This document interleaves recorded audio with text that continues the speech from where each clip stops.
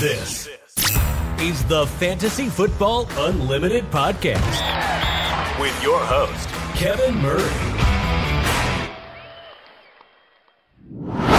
Welcome to the Fantasy Football Unlimited podcast. I'm excited, really excited today to have Greg Brainos back on the show from the Coach Speak Index. Welcome, my man. Thank you. Thanks for having me back on. Or God, what was it? 2023? Yeah, December of 2023, yeah. Back when things were just kicking off for you. You were either the first person to have me on the show, or either the first or the second. I know you and Pete Overzet right around the same time when I didn't have that many followers yet, and you guys were early adopters of the Coach Speak Index. It stood out so quick. I mean, people were loving what they were seeing. It was new, it was fresh. And I just obviously, love where you've taken it. What a journey. What has this ride been like for you? It's been incredible, man. I feel very lucky, about where I am now in life, about where Coach Speak Index is now. I'm sure you're aware how hard it is in this space. There are feels like a million, maybe a billion people in the fantasy football content creator space, and just to be able to kind of cut through the white noise a little bit and find something that I feel like everyone subconsciously knew that they needed and wanted, and it's been kind of funny, like after spending a couple of years on the database to build it, and then launching it, and then like a year after that somebody posts on Twitter or on Reddit, hey, what has anyone ever thought about doing like seeing how reliable the coaches are? And everybody's like, Coach Speak Index. He's like, oh man, funny. Just missed it by a year. That's awesome. So for listeners and viewers that aren't familiar with the Coach Speak Index, can you explain what that is? Yeah, it is. So the reason I created it was in 2020. I had Joe Mixon on my fantasy football team, and Zach Taylor kept calling him day to day, and he missed weeks and then months, ended up missing the rest of the season. I was just tired of getting rug pulled by these coaches, not knowing which ones we could trust, which ones we couldn't. So decided, or realized rather, that hindsight's 2020. I can go back. I can look at everything that these coaches have said and build a database, and we can find out exactly how reliable they are in different areas like injury and usage and workload and depth chart and transaction. And that's what it's become. And that's what it was when I launched in 2023. And now, in 2024, I launched the Discord, which is where, I watch every single head coach, offensive coordinator, general manager press conference. And then I put every important note from those press conferences directly into the Discord. And so a little bit less posting on Twitter these days, and really just like kind of putting everything into the Discord there. That's amazing. So that's what's more new now. Any highlights from this season? Any fun stories with what you've revealed from Coach Speak? As far as like things that I was actual Coach Speak that I was banking on from this off season.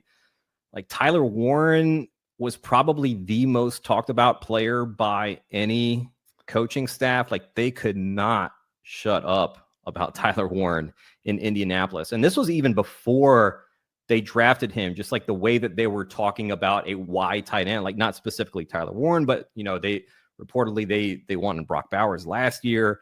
And Chris Ballard, the general manager there, was like, I have to get Shane Steichen a Y tight end that can just dominate matchups in the middle of the field against linebackers and safeties. And that's exactly what they did with the 15th pick. And ever since they drafted him, like they just kept talking him up.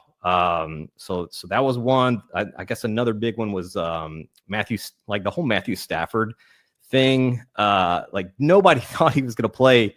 I felt like the only person who kind of remained steadfast that like, yeah, I think I'm pretty certain that Stafford is going to play week one. And maybe there ends up being a hit on him or whatever that kind of like aggravates what's going on with his back. But just the way that McVay was talking and his reliability on injury coach speak, and then also just like looking at every single thing that he's saying, right? Not just the aggregated headlines that that we get from beat reporters or aggregation sites or whatever. But again, like the Discord where I put just every important note is so important, because it's more than just one sentence that these guys are saying, and you have to look at everything together, right? Like we want the full context when we're thinking about things, when we're making decisions on things. So that, I feel like that was a pretty big one as well. Yeah, definitely. Coming off 5 touchdowns this week, and then you talk about Tyler Warren. Not surprising, he's on your stacked roster. We're obviously we're going to get into the stacked league that you're part of.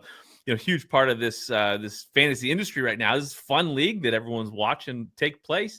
But this community, in your journey, you talk about how much the fantasy community has helped you along the way and meant to you during this ride. Man, so cool. When I launched it initially, I thought, and I guess this is like the pessimistic side of me. I thought, oh man, like this industry seems pretty cutthroat. Like I didn't think people would be willing to help out as much in kind of just embracing this and like also helping out. Like I mentioned to you about Pete Overzet being one of the first people to kind of reach out. Just some really, really great advice from him, and Matthew Berry like had a nice long phone call with him in 2023, not too long after I launched, and he just gave me some really great advice as well. And everyone's been 99% of people have been really, really cool, man. It's been great. Just a lot of really great people in this industry. I love it. No, it's true. And like I said, there's this cool league going on. You got this stacked league. It's all for charity. You got $10,000 going to charity through this league. Some big names in the fantasy space got invited. You got invited. What was it that made you want to participate in this?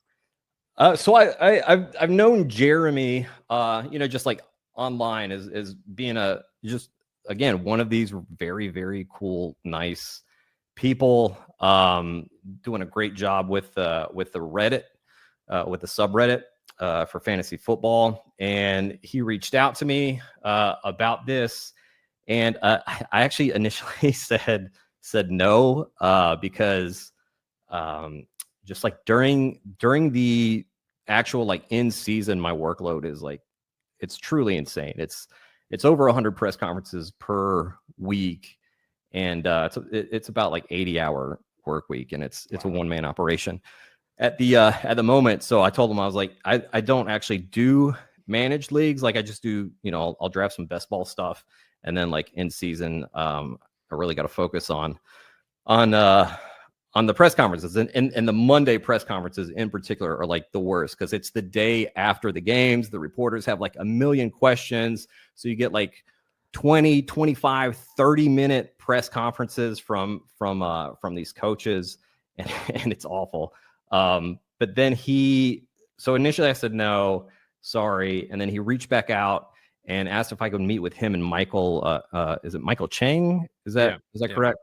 And then Michael demoed this, the stack, like the platform. I was like, man, this is so cool. Like this is neat, the way it's able to like incorporate all the different platforms and just like do things that other platforms of this type can't do. And so I told them, and they asked again, and I just couldn't say no a second time. So I was like, all right, cool, I'll do it. I'm in. And then just also seeing like some of the other people that were in there as well, like Ben Gretsch. I was like, all right, I'll do it. I love it. Now, what charity are you competing for? UNICEF. Okay, yeah. Great. Now, obviously, we're through week 7. The bad news is you're 1-6. I know it's been a battle. Yeah. This league is stacked. Kendall Valenzuela took down Dave Richard 147-101. Huge matchup, between top 2 teams in the league. Bo Nix with 39 plus points for Kendall Valenzuela took down Dave Richard. We got a 4-way tie at 5-2 with Dave Richard, Chris Harris, Kendall Valenzuela, and Sigmund Bloom. Ben Gretsch, David Kitchen, both at 4-3. And then 7 through 12, we got Andy Behrens at 3-4, John Daigle 3-4, Andrew Cooper 3-4, Justin Boone at 2-5.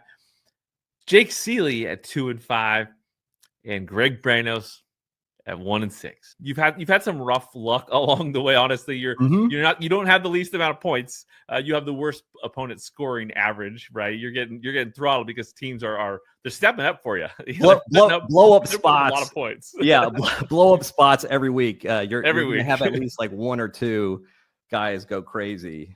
Yeah, and it's actually really tough as far as, well, I don't know about tough, but it's funny because some, like, a decent amount of these blow up spots are like players that I have a good amount of in best ball. So I'm like, you know what, I'll allow it.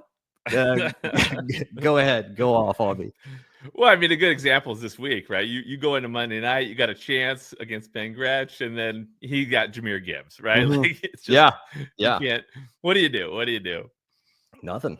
You know what's really, really funny is I messaged Gretsch yesterday afternoon, and I said, hey, I had a dream last night that you benched Jahmyr Gibbs, and the butterfly effect from that led to the Mariners winning the World Series.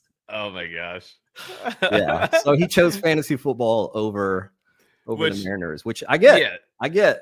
I mean, I don't get it because I'm disappointed. I know Ben is probably reeling today. I know Kendall Valenzuela is probably absolutely heartbroken. A lot of Mariners fans involved in this league.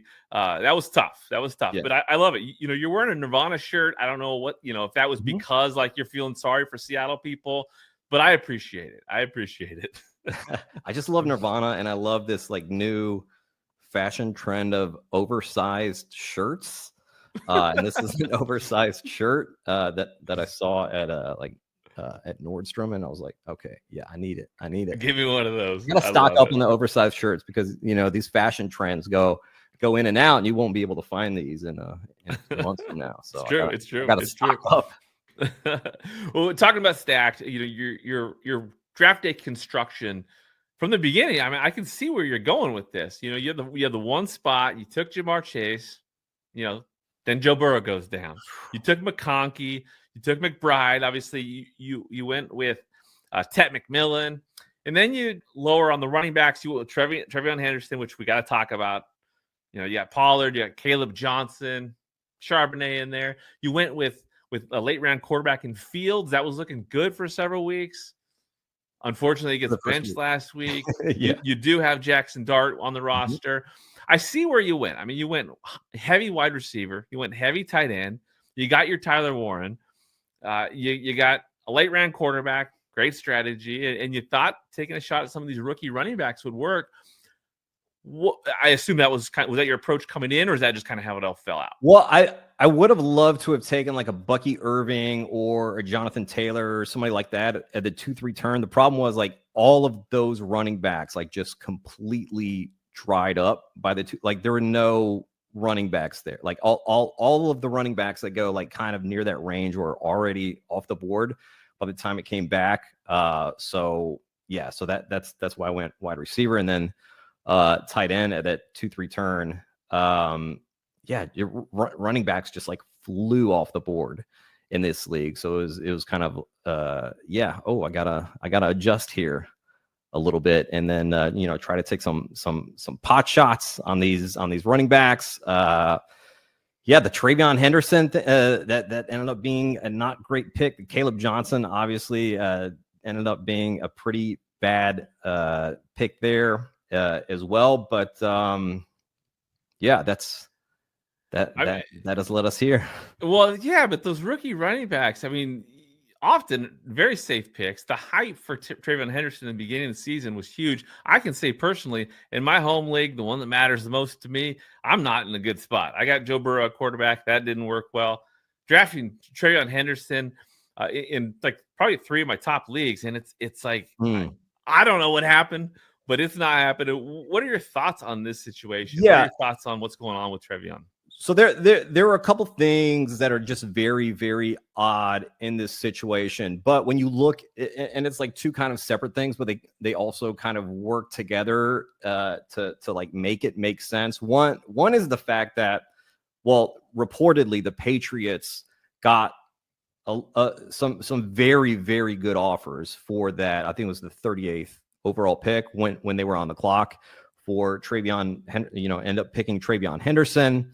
So that right there is a signal that they like really, really love this player, right? Like you're turning down some very good offers there. But then another very odd thing is that he was such an incredible pass protector in college, to the point where you have coaches from other teams talking about how great of a pass protector he was, which you don't get a lot of coaches talking about other teams' players, right? This is after the Patriots had drafted TREYVEON Henderson, and you have guys like I think maybe Stefanski was one of them, but just talking about like, man, like this dude is elite pass protector. And then he gets into the NFL, and it's just he looks pretty terrible in pass protection.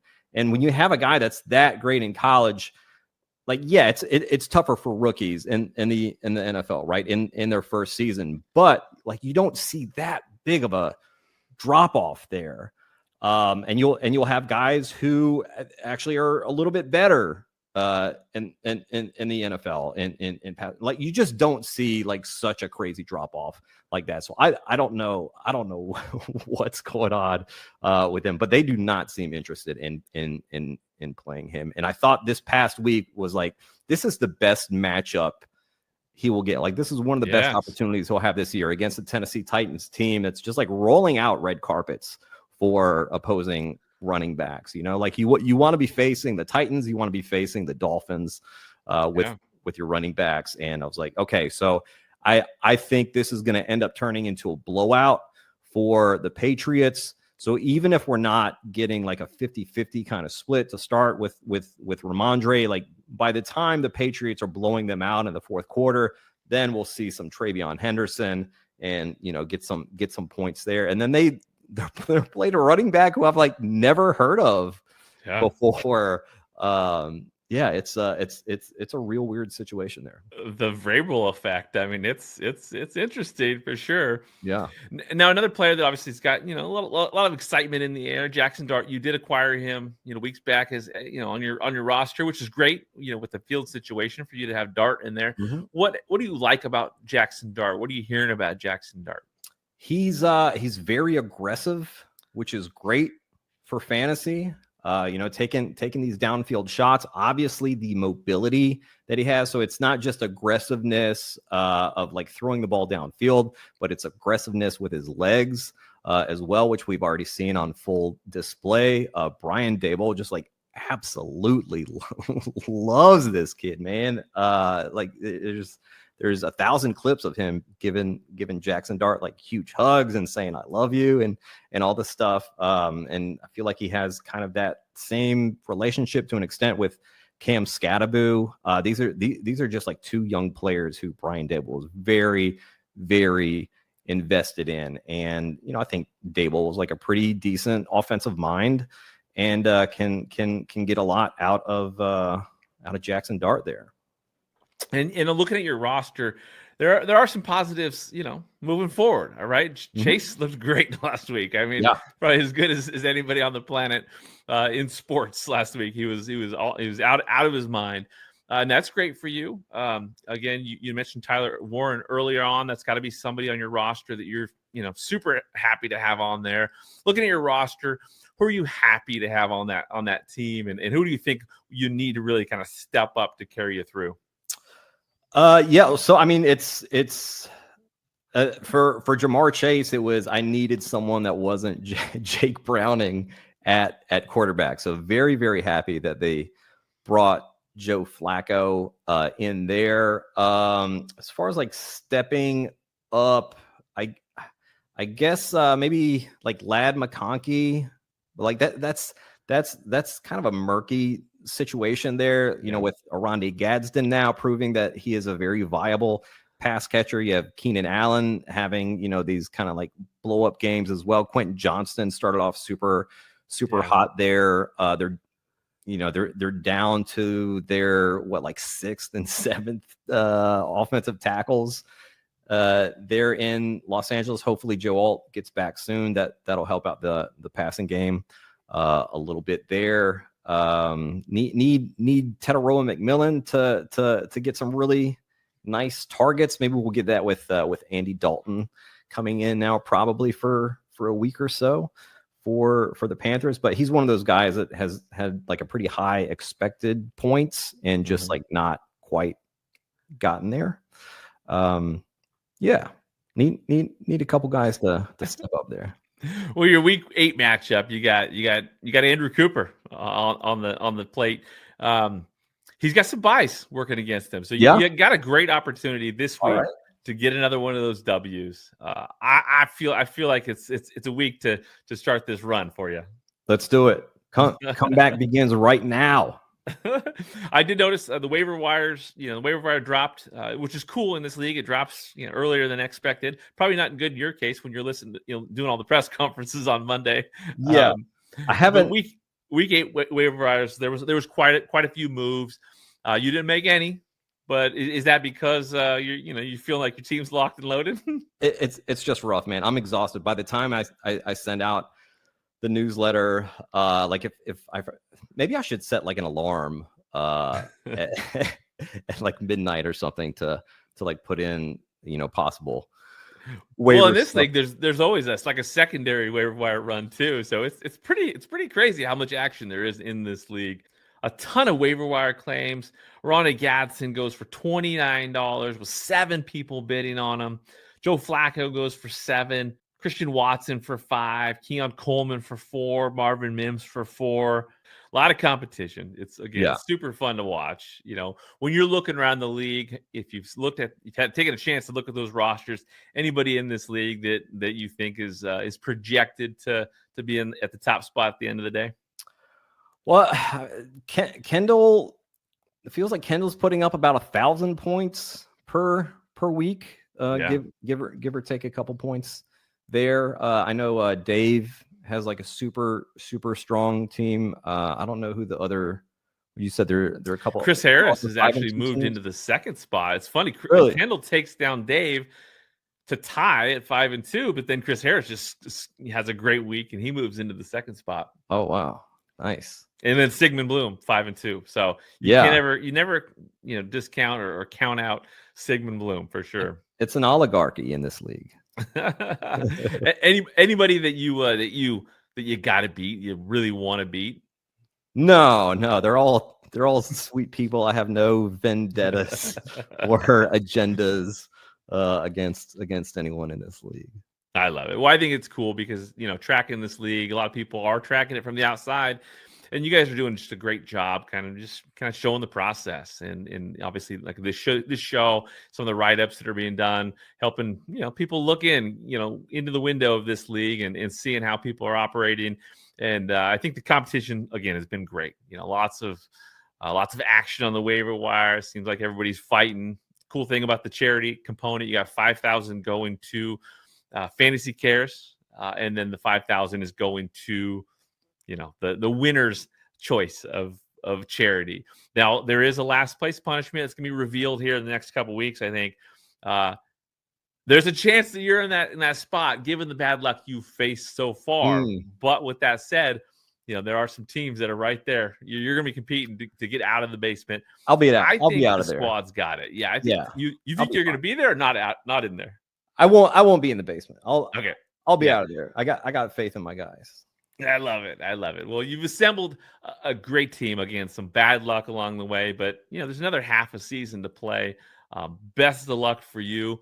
Anything else you want to share with Coach Speak? Anything else you got going on before we close things out here? Well, we're working on Beat Writer Index. That will be launching in 2026.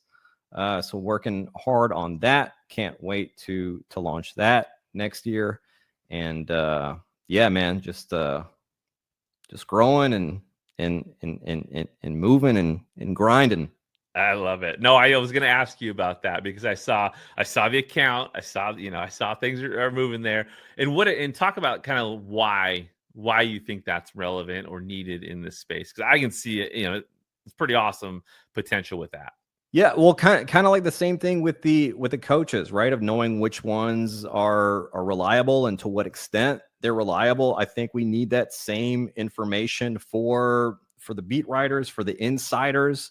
Adam Schefter been missing a lot of stuff this year. Would be nice if we could put a number on and know like exactly how much we can rely on them. Getting reports last year on like the Panthers of I forget, it was like a second or third string running back when Chuba Hubbard was out, and one of the beat writers was like, oh yeah, this guy's going to get all the carries this week. And he ends up getting like 2 carries or something. Like we just need, it would be really, really, really nice to know to what extent we could trust like each piece of information, like each source that's giving us this stuff. So we can say, okay, this one, I'm not going to pay any attention to. This one, this person has a really great track record and really going to kind of,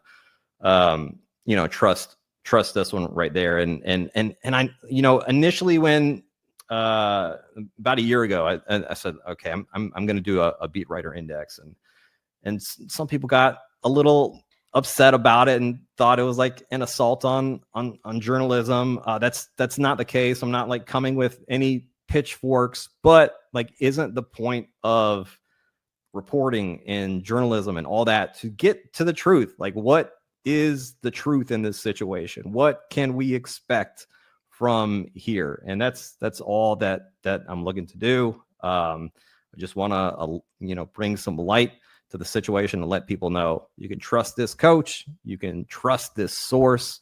And I think that'll just make everybody better fantasy players. I love it. Well, obviously the best is yet to come moving forward. 2026 Beat Writers Index. Love it.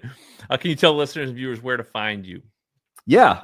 At Coach Speak Index on Twitter /X, at Beat Writer Index, at the same place, coachspeakindex.com. Got the Coach Speak Index Discord, which is like where all the information is going from all these press conferences. Got about 1,600 subscribers in there in that private Discord now. So, 1,600 people who got a little bit of an edge on you. I love it. Well, best of luck moving forward. At the end of the season, I'm going to be interviewing the champ. So you just got to get to the playoffs. Yeah, get to the playoffs and make things happen. We'll see you at the end of the year. Until next time, buddy. Appreciate you coming on. Thank you for the invite. Thank you for listening to the Fantasy Football Unlimited podcast. Until next time, be sure to follow and subscribe to all of FFU's social media accounts